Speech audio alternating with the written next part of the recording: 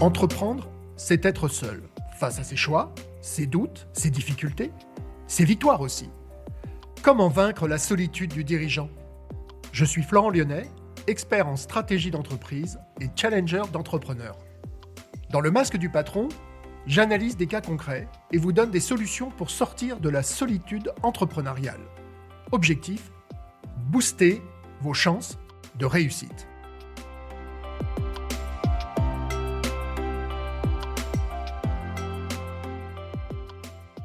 Un jour, je reçois un appel et une personne me dit « Bonjour Florent, mon frère a besoin de vous ». La personne se présente, je la connais de nom, mais je n'ai jamais travaillé avec elle. Je lui demande de m'expliquer un peu mieux la problématique. Et là, je le sens plein d'émotions, parce que ça touche à son frère, mais parce que réellement, il a le sentiment que son frère se noie.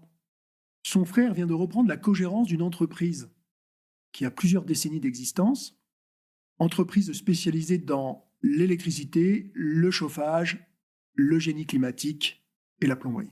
Jusque-là, secteur qui ne m'est pas vraiment connu, mais une fois de plus, rien d'incontournable. Je propose donc d'appeler son frère pour en savoir un peu plus. Et là, je découvre donc qu'il a repris effectivement la cogérance avec 2 autres personnes. Ils sont donc 3 cogérants d'une entreprise qui a pignon sur rue, qui a une très bonne réputation, mais il y a quelque chose qui ne va pas. Et ce qu'il ne va pas, c'est qu'il ne trouve pas sa place dans cette cogérance. Les 2 autres cogérants sont des purs produits de l'entreprise. Ils ont été salariés de l'entreprise, ils ont même commencé comme apprentis dans cette entreprise. Ils maîtrisent parfaitement leur sujet. Un d'ailleurs est spécialisé dans la plomberie, l'autre l'électricité. Ils sont très complémentaires. Lui n'a jamais travaillé pour cette entreprise. Mais il a d'autres compétences d'ingénieur. Donc il va pouvoir emmener aussi l'entreprise à un niveau qu'elle a sans doute jamais atteint et qu'elle n'atteindrait pas sans lui. Mais ça n'est pas simple. Je décide donc d'aller les voir. D'abord, je valide avec lui que les 2 autres cogérants sont bien au courant de la démarche parce que j'ai pas envie de faire le trajet pour rien. Donc je veux au moins être adoubé par les 3 cogérants. C'est le cas. C'est dans la région Rhône-Alpes-Auvergne. Donc ça me prend quand même 4 heures pour y aller, d'Aix-en-Provence à l'époque, mais je pars fleur au fusil pour arriver à la prise de chantier, donc prise de chantier 7h30, donc vous imaginez à quelle heure je suis parti de chez moi. Mais je le fais. Je ne vais pas à l'hôtel la veille. Non, moi j'aime bien. Ça m'affûte l'esprit de rouler la nuit. J'arrive sur place, rendez-vous avec les 3 cogérants. Et là, il y a une évidence immédiate, mais c'est quasiment physique. On voit bien 2 cogérants qui sont au contact des équipes, qui maîtrisent leur sujet, et l'autre qui est complètement de côté, qui est à part. Et ça ne pourra pas marcher. Quand j'arrive, il ne m'a pas fallu plus d'1 heure pour assister à des moments de tension. Ordre, contre-ordre.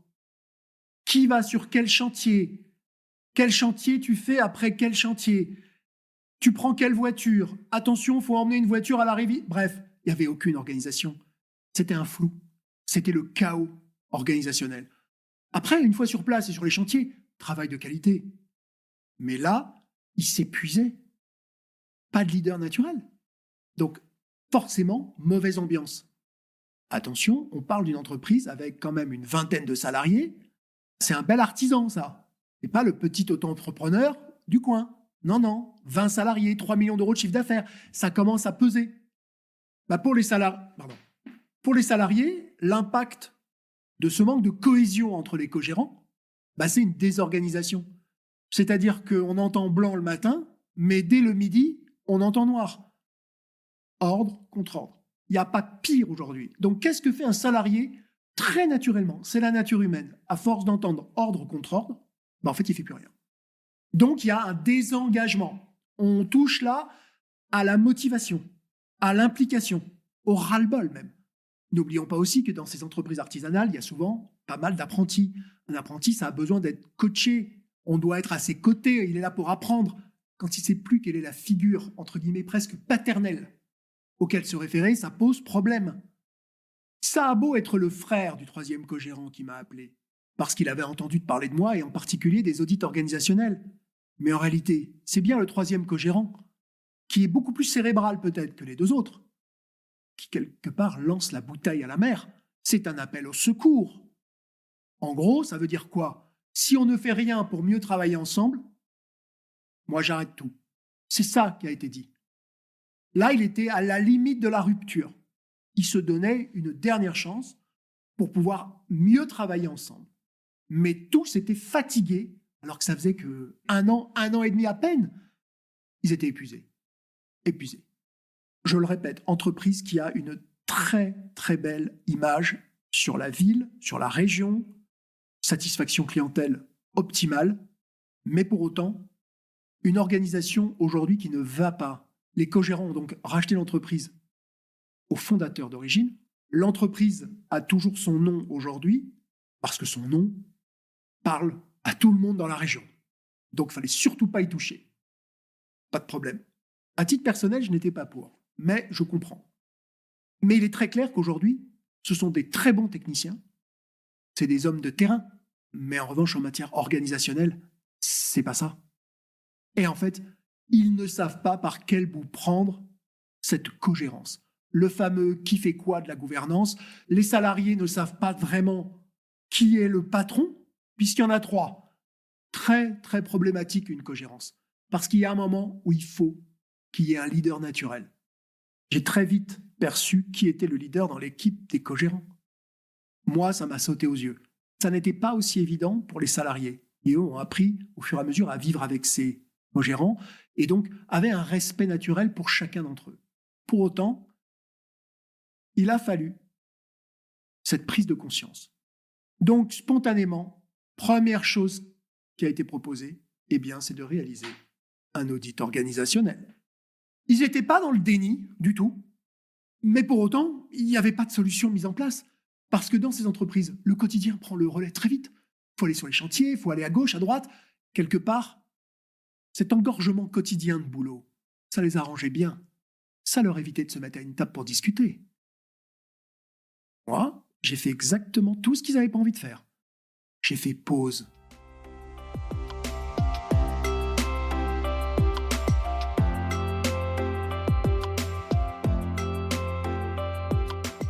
Pour eux, démarrer un audit organisationnel, on ne va pas se le cacher, c'était presque de la science-fiction.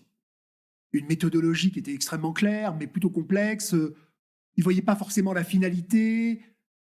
Eux, c'est des hommes de terrain très pragmatiques. Action-réaction.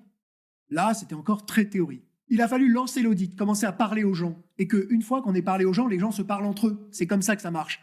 Je leur avais dit, faites confiance au process. Et je le répète à chaque audit. Faites confiance au process. Si c'est dans cet ordre-là que je fais les choses, c'est que c'est dans cet ordre-là que les choses doivent se faire. Faites-moi confiance. Je leur ai dit, dès les premiers entretiens, vous allez constater du changement. Ils avaient rigolé à l'époque. C'est bien des gens de terrain, ça. Eh bien, c'est pourtant exactement ce qui s'est passé. Les gens ont commencé à parler entre eux, à se dire, et toi, t'as dit quoi? Et qu'est-ce qu'ils t'ont dit? Et voilà. Et là, les choses doucement ont commencé à bouger. C'est que le début, mais ça a fait du bien. L'audit a permis un livrable, c'est-à-dire une note de synthèse extrêmement riche parce que tout était à faire. Tant dans l'organisation des plannings, donc les organisations du travail, l'organisation du travail, purement et simplement. Rien que ça, déjà, ça a été révolutionnaire de travailler sur un planning unique que tout le monde pouvait voir. Jusqu'à notre arrivée, le travail, en gros, la veille au soir, c'était lancé un petit peu comme ça à la cantonade. Bon alors un tel, t'es sur ce chantier-là, toi t'es sur ce chantier, toi t'es sur ce chantier, allez on se voit demain matin, merci, au revoir, terminé. Non, là on avait un planning. Les chantiers étaient enfin planifiés. Donc planifier veut dire anticipation. Anticipation veut dire achat de matériaux pour les chantiers en amont, etc., etc. Ça a été une des clés. Et dans un métier manuel avec des chantiers, c'est efficace, hein. Parce que si on anticipe, s'il y a une pénurie de certains matériaux, on le sait pas le jour J, on le sait avant. Donc on préparait tout ça. Il y a eu des embauches. Quelqu'un exprès pour justement gérer l'intégralité du stock et l'atelier. Ça a été une révolution aussi. C'était devenu un pivot, ce poste, entre l'administratif et le terrain. Les gens, avant nous, allaient se servir dans l'atelier comme ils voulaient, pour préparer leur camion. Là, il y avait quelqu'un, ils déposaient leurs demandes. Voilà les matériaux dont j'ai besoin pour demain. C'est plus eux qui touchaient les matériaux. Parce que là, il y avait une déperdition. Je ne sais pas s'il y avait du vol, et ça, on ne va pas juger de ça. En revanche, la différence entre ce qui était facturé et ce qui était en stock, il y avait un problème. dès le moment où on met un pivot central dans un atelier qui gère la logistique, les commandes et à la fois les fournitures et approvisionne les techniciens, comme par hasard, il n'y a plus de problème. Tout ça, c'est de la masse salariale, c'est un coût, mais en réalité, c'est un investissement, parce que ça a permis d'éviter beaucoup de coûts, de déperdition, de matériaux. Donc ça fait partie des choses très concrètes qui ont été mises en place. De la même manière, on a aussi qu'il fallait finaliser la reprise en main de l'entreprise par rapport à l'ancien gérant. Donc ça, on parle de gouvernance, là. Ils n'arrivaient plus à se parler, en fait. Entre l'ancien patron, qui n'arrivait pas à lâcher, et la nouvelle cogérance. Ils n'arrivaient plus à se parler. J'ai joué un rôle de médiateur. J'ai rencontré l'ancien patron dans un bar, dans un resto. On déjeunait ensemble après avec les 3 co-gérants. Je faisais le lien, le pont. Ça a permis de pouvoir structurer comment ils allaient reprendre, parce que c'était de manière très opérationnelle qu'ils avaient repris la cogérance. Et sur un extrait cabis. Mais eux, ils voulaient changer la structure dans l'entreprise, créer une holding. Bref, il y avait pas mal de choses, et ça ne s'improvise pas. Donc là, je les ai aidés à pouvoir aller au bout de tout le montage juridique. Leur expert comptable, évidemment, les a aidés aussi, mais ça m'a permis de les challenger, de les pousser aussi dans le retranchement pour voir jusqu'où ils pouvaient aller. Il y avait cette fameuse question de combien chacun détient de parts de la société. Ah, on pense que 3 co-gérants égale 33% chacun. Ouh, c'est beaucoup plus compliqué que ça. Parce que naturellement, il y a un leader d'opinion qui s'est naturellement mis en avant. Il y en avait un des 3 qui était fait pour être le patron naturel. Mais c'est sûr, c'était tellement évident. Donc là, il a fallu réfléchir à la répartition du capital social, comment les gens allaient être rémunérés au niveau de la cogérance, etc. Tout ça, ce sont des discussions. Dès qu'on parle d'argent, nous sommes en France. En France, il y a 2 choses qui sont compliquées. Parler d'argent et parler de conflit. Pour réussir à ce que les cogérants communiquent correctement, en fait, ça a été très simple. Leur imposer des temps de réunion où nous étions tous les 4 systématiquement a été la meilleure solution. En fait, ils trouvaient comme excuse les chantiers pour ne pas avoir à se mettre ensemble et discuter. Le jour où quelqu'un sonne la fin de la récré et leur dit « Maintenant, on arrête, on se met autour d'une table, on discute », en fait, ils se sont rendus compte tous qu'il n'y avait finalement aucun point d'achoppement. Ils étaient globalement d'accord. C'est juste que leur vision différait légèrement par rapport à leur histoire au sein de l'entreprise, par rapport à leur perception de l'avenir, à leur crainte de l'avenir aussi. Ils devenaient patrons. Avant, ils étaient salariés. Donc, c'est pas rien. Et puis, on ne parle pas d'une petite boîte, on parle de 20 salariés. C'est quand même une responsabilité de lever le rideau et d'avoir la responsabilité de payer les salaires à tous ces gens, de trouver les chantiers, de pérenniser en fait l'héritage. On les a même accompagnés. Je me souviens quel bonheur ça a été. On fêtait plusieurs décennies d'existence de l'entreprise. Et c'était sous leur nouveau mandat. On les a aidés à créer cet événement. Ça paraît basique, mais non. Parce que ils avaient créé des goodies exprès pour l'événement, ils avaient réservé, privatisé un endroit, ils avaient invité des fournisseurs, des clients importants, mais ils avaient pris la parole, chacun, ils avaient préparé leurs petits mots, c'était super touchant. Mais j'en avais des larmes qui montaient tellement j'étais bouleversé de voir que ça y est, ils arrivaient à communiquer ensemble, ça sonnait bien, ils parlaient d'une seule voix en fait. Il n'y avait plus de dissonance. Et là, ça devient intéressant. Ils continuent à se voir tous les 3 régulièrement, pas forcément autour d'une table de réunion, mais au resto, par exemple. Ils avaient leurs habitudes et en fait, ils ont réussi à sacraliser ça. Ils ont réussi à conserver cette authenticité dans le discours. On ne se cache rien. En fait, ils ont compris que tous les non-dits avaient failli avoir leur peau. Donc, il n'y a plus de non-dits. On se dit les choses, même si on n'est pas d'accord, on se dit les choses. Ça change tout dans une cogérance. Quand un patron est seul à la barre, problème. Il n'est pas d'accord avec lui-même, ça ne change rien. Quand on est 3, déjà quand on est 2, c'est pas simple. Mais alors quand on est 3, ça devient encore plus... On multiplie la difficulté. C'est exponentiel. Plus il y a de dirigeants, plus c'est compliqué. La gestion du travail et l'organisation du travail a été conservée pour plus de fluidité, de flexibilité, de productivité. Mais bon, admettons qu'il faudrait quand même être couillon pour faire marche arrière.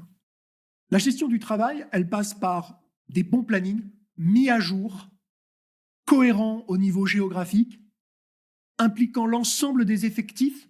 On met ensemble sur des chantiers des gens qui savent bien bosser ensemble, voire qui sont complémentaires, des gens qui ont les bonnes habilitations pour toucher certaines choses, comme de l'électricité à certains niveaux, etc.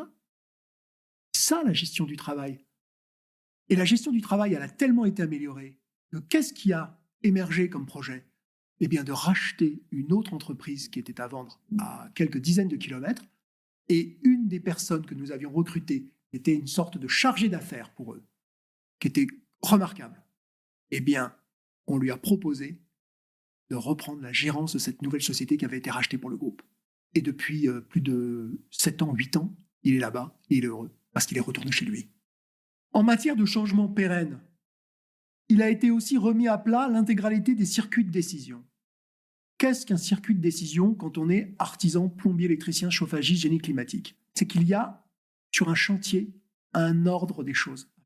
On ne fait pas certains travaux avant d'autres travaux. Les circuits de décision, c'est d'impliquer aussi plus de personnes dans les décisions. Parfois, un client veut quelque chose, mais ce n'est pas pertinent sur un choix de matériaux, sur un choix de matériel. Le circuit de décision, c'est de savoir comment aussi on décide, comment on le dit à un client, comment on fait un devis qui est pertinent, qui va faire mouche. C'est ça le circuit de décision. Le qui fait quoi aussi. Qui on va mettre sur ce chantier qui est stratégique pour nous. Mais ça n'a pas l'air, mais ça avant, ce n'était pas traité. C'était au débeauté. Là, maintenant, tout ça est réfléchi en amont, ce qui permet donc de structurer la charge de travail. Évidemment, qu'est-ce qui se passe quand on a un beau planning? Il y a des noms en face des chantiers. Il y a un moment, on se rend compte qu'on met peut-être tout le temps le même sur les gros chantiers. Ça va le fatiguer, ça va l'user, il bosse trop, il fait trop d'heures. Donc derrière, il va devoir avoir des journées de récup. Donc il y a aussi toute la composante ressources humaines qui a été améliorée grâce à cette organisation du travail. Et les ressources humaines qui s'améliorent, on a mis en place un CET, un compte épargne-temps. Les gens qui font des heures sup, plutôt que de les payer, on les met en fait sur un compte et ils peuvent attendre soit la retraite, et ça leur permet de partir plus tôt à la retraite, soit ils leur demandent régulièrement, ils utilisent ce temps pour avoir des congés supplémentaires. Voilà, ça c'était nouveau et ça a été complètement révolutionnaire pour une entreprise artisanale.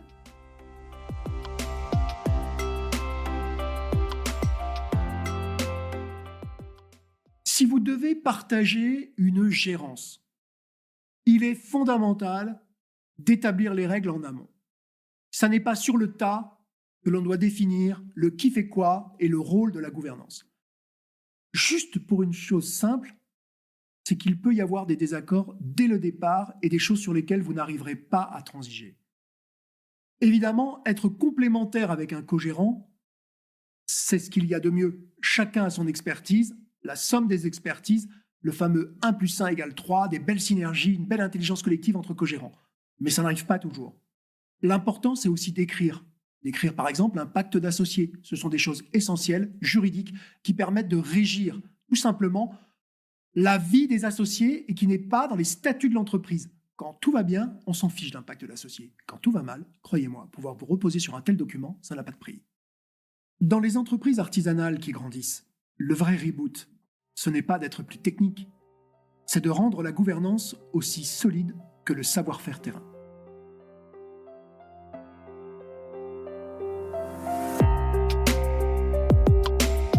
Ces conseils peuvent-ils être appliqués dans votre entreprise?